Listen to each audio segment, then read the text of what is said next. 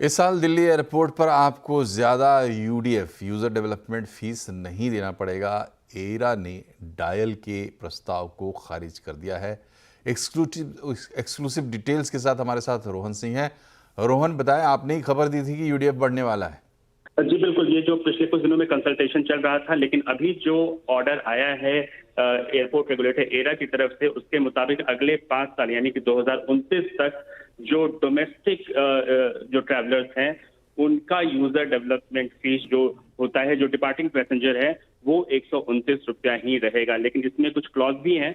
जो arriving passengers हैं उनके लिए एक यूडीएफ भी लगाया गया है 56 रुपए का, यानी कि जो पैसेंजर्स दिल्ली एयरपोर्ट पे लैंड कर रहे हैं उनसे भी फीस ली जाएगी। हालांकि जो डायल की मांग थी कि अगले कई गुना उन्होंने बढ़ाने की मांग की थी डिपार्टिंग डोमेस्टिक पैसेंजर्स के लिए, 300-400 के लगभग कही थी, उसको रिजेक्ट कर दिया है एरा ने। एक और जो बदलाव किया गया है वो है अंतर्राष्ट्रीय जो यात्री हैं उनके लिए, वहां पर बिजनेस क्लास और इकोनॉमी क्लास, इन दोनों के लिए अलग अलग टैरिफ रखा गया है। अगर आप इकोनॉमिक क्लास में ट्रैवल करते हैं तो आपको कम यूडीएफ देना पड़ेगा, अगर आप बिजनेस क्लास में ट्रैवल करते हैं तो आपको ज्यादा टैरिफ देना पड़ेगा।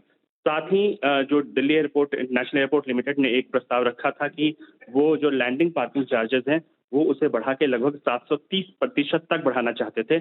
उसे एरा ने रैशनलाइज किया है और इसे लगभग 140 रुपए तक 140% तक रखा गया है। तो कुछ बैलेंसिंग करने की कोशिश की गई है, लेकिन जो अधिकतर मांगे थी दिल्ली एयरपोर्ट की तरफ से वो एक तरह से खारिज की गई हैं। कुछ चीजें मांगी गई हैं, जैसे कि जो डिफरेंशियल टैरिफ की बात कही गई थी, peak hour, non peak hour, business class, economy class, और साथ ही जो अराइविंग पैसेंजर्स हैं उनसे भी फीस लेने की बात थी, उसे माना गया है।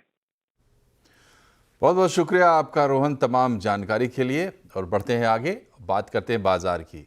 अप्रैल सीरीज के पहले दिन बाजार में उतार चढ़ाव का माहौल रहा। सेंसेक्स निफ्टी गिरावट के साथ बंद हुए हैं। निफ्टी 73 पॉइंट गिरा, सेंसेक्स 192 पॉइंट फिसल कर बंद हुआ।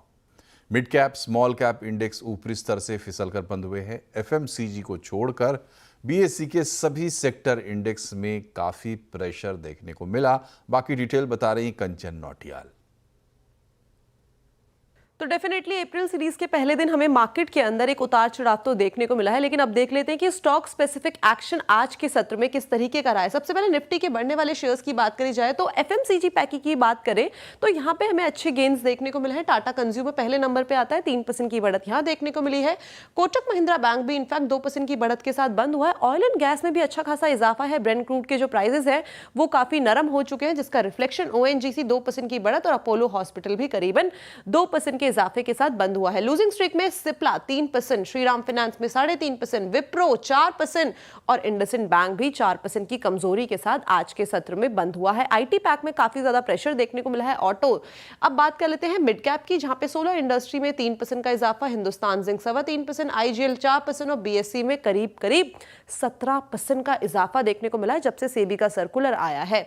अब गिरने वालों की बात करी जाए तो IDFC first bank 4%, Tata Elxsi 4%, AU small finance bank में 4% और साथ ही साथ ओला इलेक्ट्रिक भी आज करीबन 4% की गिरावट के साथ बंद हुआ है। और मंगलवार को बाजार खुलेगा। नई सीरीज है अप्रैल सीरीज, अक्सर तेजी वाली रही है। अभी हाल में बाजार में टर्न अराउंड भी आया है।